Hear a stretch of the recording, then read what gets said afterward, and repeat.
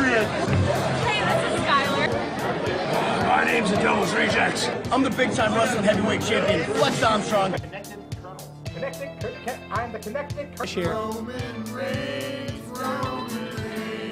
Rusev Day every day? It's Rusev Day every day. Exactly. And you're watching the Wrestling Connection. You're watching Wrestling Connection. And watch the Wrestling Connection. You're watching the Wrestling Connection.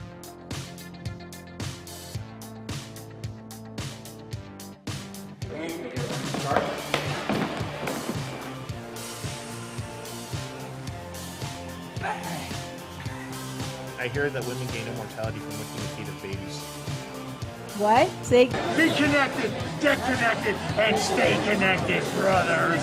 Allison. Hello, Allison, and welcome to the Be Connected, Get Connected, Stay Connected. Let's get the big, of course, with the official presentation. Thank you. Get connected, be evil, or die. Moving on. Be connected, get connected, stay connected.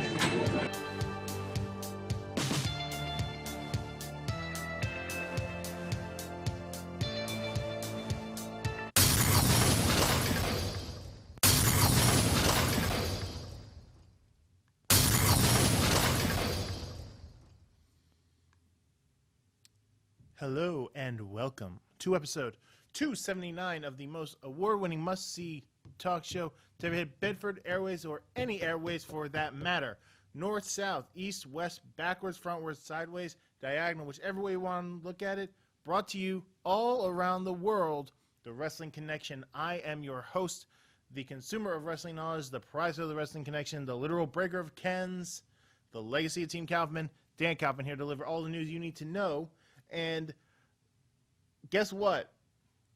We have already come once again to a paper preview for WWE's King of the Ring. So the only issue with me trying to switch this to a bi-weekly show is the fact that these are going to come up way more often, and I'm not going to have as many chances to talk about other things. So we'll see where we're going to go from there. For now, King of the Ring. And my word, is this a...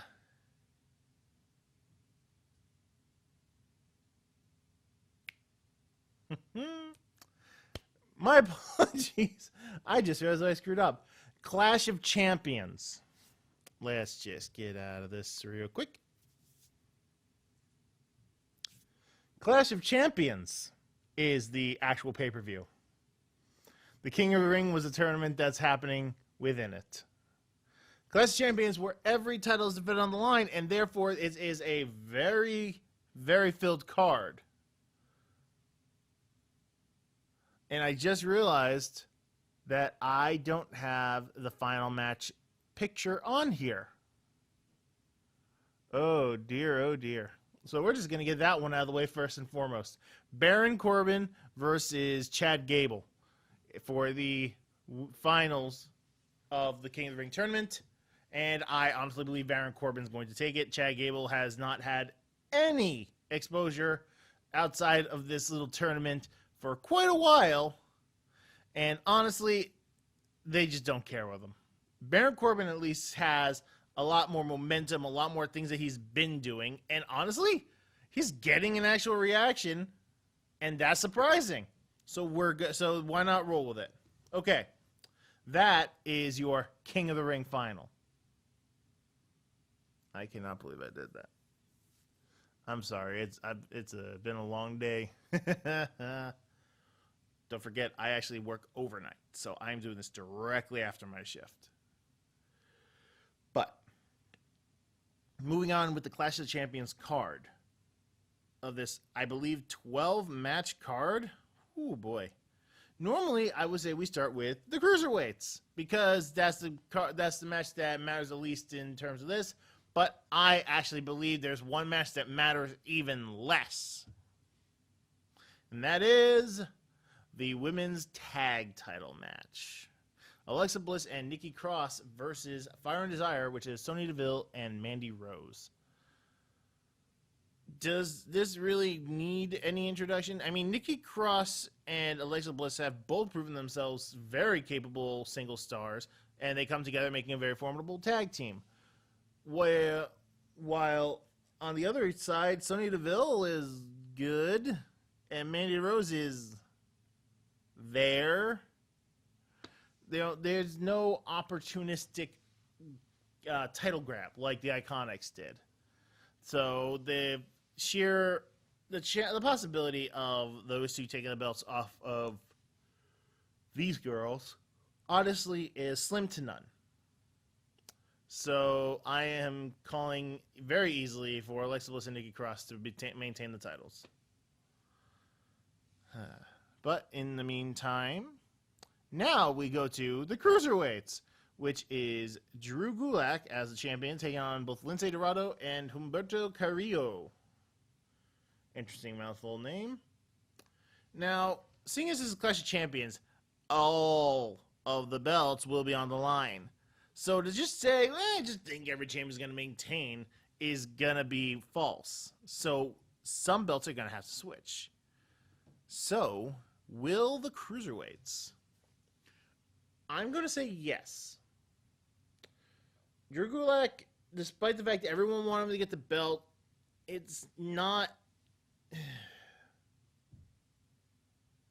The Cruiserweight belt itself is meant for the high flyers or people who are very impressive. Drew Gulak is such a technical master, but when a WWE pay-per-view is so bogged down by all these really strong individuals as well as high flyers, you want the strong impact stuff to really show. And I don't feel Drew Gulak's actually been doing that as of late.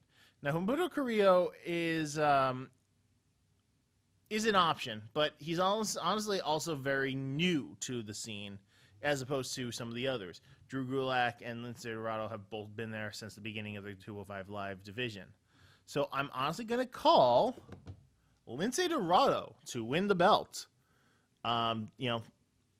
Taking it, the fact that Grand Metalik was so close at times, a luchador has not really held the 205 Live belt except for, I'm blanking on his name. Kalisto. And that was very limited. So why not give it to Lince?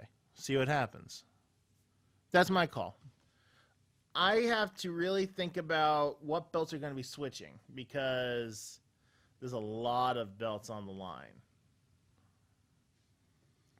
So, let's go to the next match, which is the only non-title match on this card. Roman Reigns versus Eric Rowan.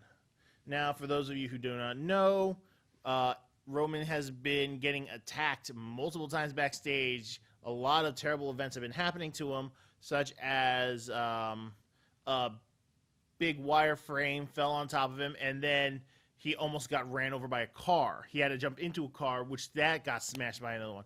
And he's been going on a manhunt trying to find who did it, which led to Buddy Murphy getting some really good matches. So I'm glad for that. But in the end, Eric Rowan has proven to be the culprit, and it seems he has broken away from Daniel Bryan. Now, the question is, will that stick? Because if it's Roman versus Eric alone, by the way, this is a no disqualification match, which means anyone could interfere, and it'd be okay. So I'm honestly calling Eric Rowan to win via Daniel Bryan interference. I feel they are not splitting them up. I feel it's a ruse to surprise Roman during the match. Honestly, I am looking forward to this match. I know that when Roman Reigns goes up against a bigger opponent, as it were, or a guy who's considered a really strong brute, aka like Braun Strowman. Braun Strowman and Roman had great matches. So and the no DQ match is going to have a lot of fun and a lot of things flying around. Maybe another flying chair. That'd be cool. But in the end, I call Daniel Bryan is going to be the mastermind, therefore he's going to interfere with the match and cost Roman. Next up, on the main card, because I'm calling the other two title matches on pre-show, the title match that matters the least. Shinsuke Nakamura versus The Miz. So I feel that Miz has been getting short on his stick lately, but I feel that it's okay because his legacy is cemented. This isn't a Dolph Ziggler scenario here. The Miz got a huge stride ever since he had that Talking Smack promo, and then everyone loved him and everything he did, and he was always on the top of his billing, and he was the Intercontinental title champion for so long. Now, after his match with Shane, after he was tag team champions with him, he's been on a bit of a losing streak. He hasn't really had much time in the spotlight, but he also has a second child, which says to me that he doesn't have as much time as he used to. So I think he's okay. He's okay with, advancing his opponents, making them look good. And I feel he's going to do with this, especially with Shinsuke Nakamura finally getting some screen time and a mouthpiece in Sami Zayn. So I feel that Shinsuke getting those benefits is going to have some more time in the spotlight, as long as he can get TV time. So I'm calling for Shinsuke to retain. Now, the counterpoint title is the U.S. title, which is AJ Styles versus Cedric Alexander. Now, AJ just won the belt from Ricochet with the help of the OC. He is always he is running roughshod. He is staying very important near the top of the card, too, with Seth Rollins and Braun Strowman.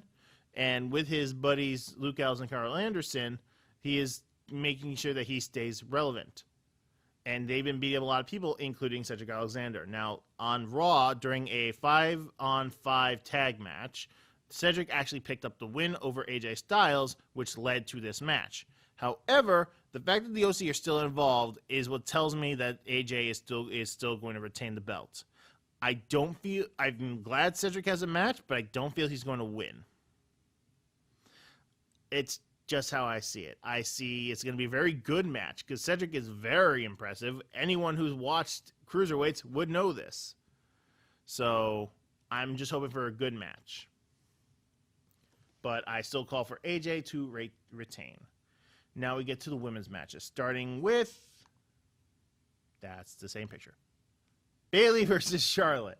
Now, Bayley just had a recent heel turn, along with the returning Sasha Banks, and she is acting as if nothing's wrong. She's still the plucky babyface, which makes Charlotte the reluctant babyface in this match. There's the one thing was not happy about with Bayley turning heel, and it has nothing to do with Charlotte or anything like that. It's the fact that the amount of babyface top stars is now down to one. One top babyface singles competitor, and that is Becky Lynch. I always feel there should be 2 heel and 2 face for the 4 horsewomen. If not, have another woman be near the top of the division. But the only other female superstars who are babyface right now who are not in tag division, a.k.a. Alexa Bliss and Nikki Cross, are Ember Moon, who has been getting decimated every single match she has, which says to me she's not top star, and Natalya, who's been getting thrown around, but at the same time isn't even top star either. Asuka's nowhere to be seen, and even if she was, she's in a tag team with Kairi Sane, doesn't do anything with it. Naomi hasn't been seen around at all. If she does, maybe she could do it. Carmella's just part of the wacky gimmick with R-Truth. So there's really no one near the top. So it feels as if they're pushing Charlotte back into babyface territory, which no one really wants. No one's happy with her being a babyface. Everyone prefers her as a heel because she's a natural heel. But regardless, I have an idea of what's going to happen here, and I think Bayley's going to retain via Sasha interference. Charlotte's going to have it, and then Bayley's going to interfere. Why do I think that? Because of the next match, which is Becky Lynch versus Sasha Banks.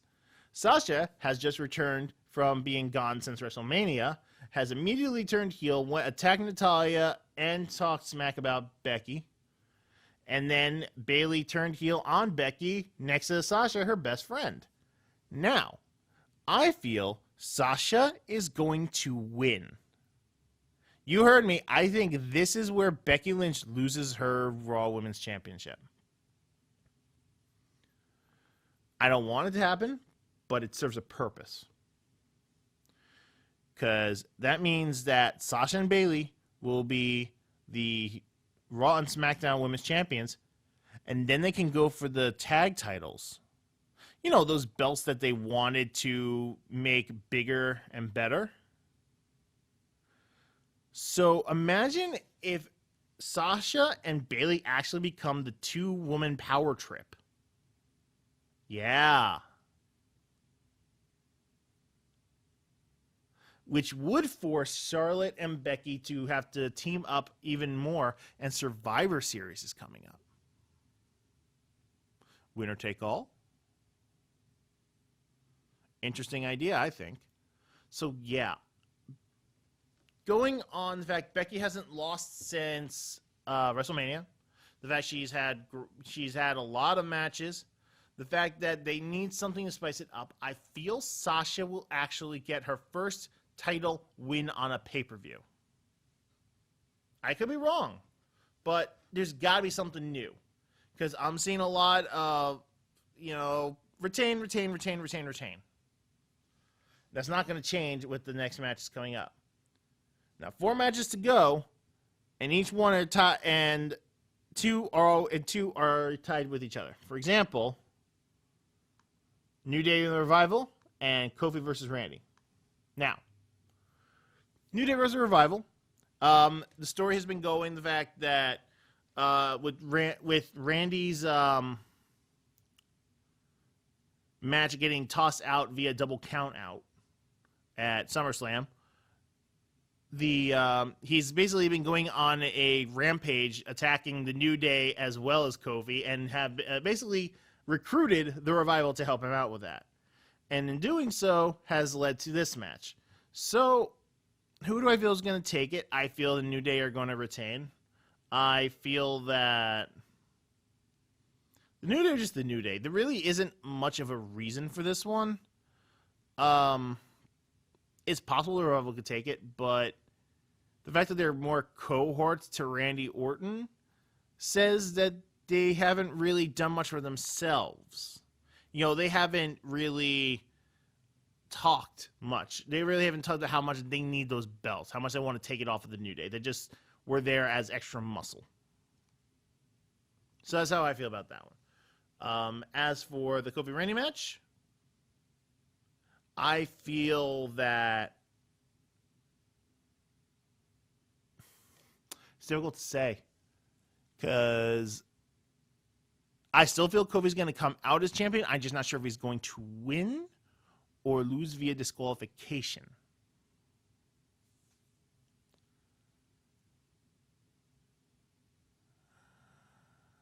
You see, the problem really is that there's no one really at the top on SmackDown to take the belt from Kofi.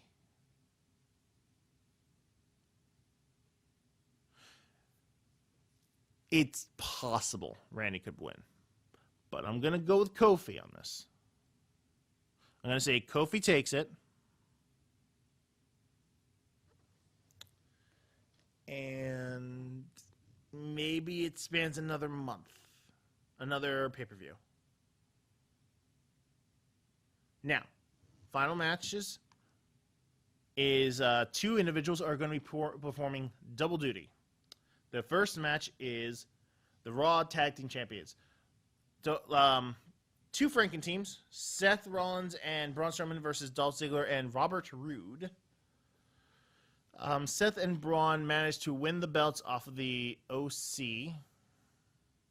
Yeah, off the OC. And basically they're having it where Seth and Braun are going to first defend the titles, and then they're going to compete against each other.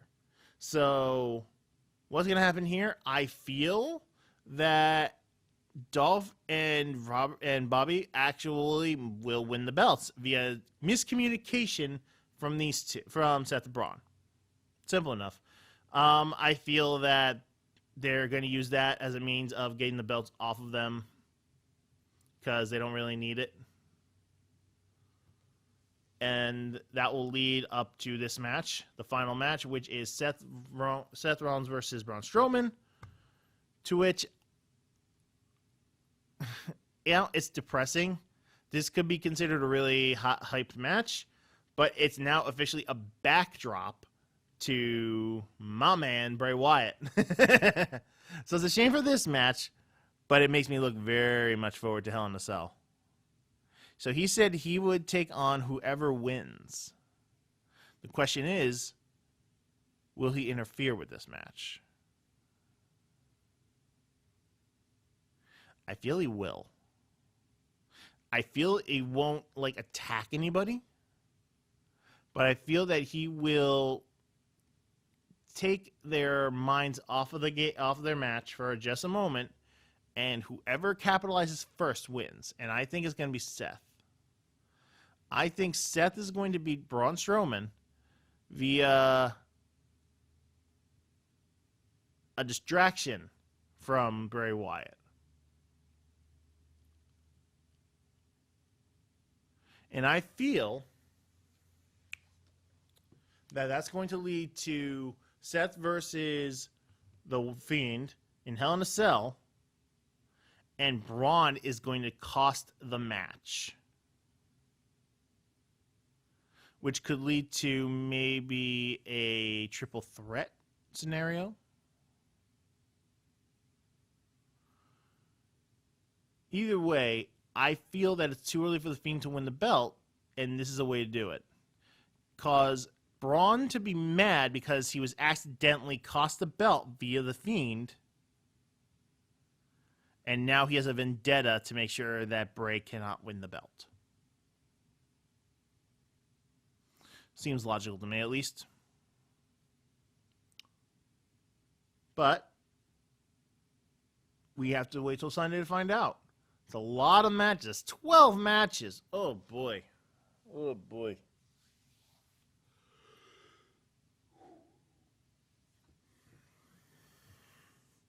You know, I'm sorry. Clash of Champions should not be have more matches than King of the Ring. God, why do I keep doing that? SummerSlam should not have more matches than a Big Four.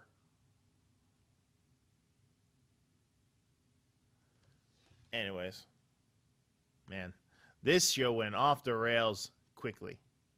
I apologize. It's me. But seeing it is a paper preview, that means next week I will be here for a paper review. I will be reviewing Clash of Champions 2019. You know, it makes all the sense in the world now why I was having difficulty finding pictures. Makes all the sense in the world. I was typing King of the Ring matches.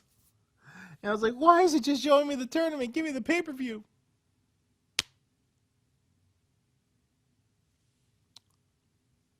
Oh. Regardless, thank you for watching. Next episode will have me more of a awake, alert, ready to go. And I will be discussing all the things that went down, all the surprises, all the ways that things happen, which I didn't expect, all the things that happened, which are the ways I did expect.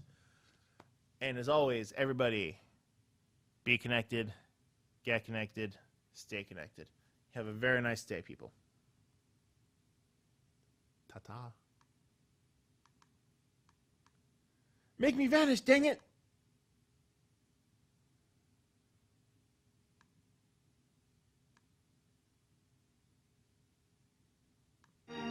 I've heard it too many times to ignore it. It's something that I'm supposed to be. Someday we'll find it, the connection, the lovers, the dreamers, and me. La da da dee da da doo. Da da da dee da doo.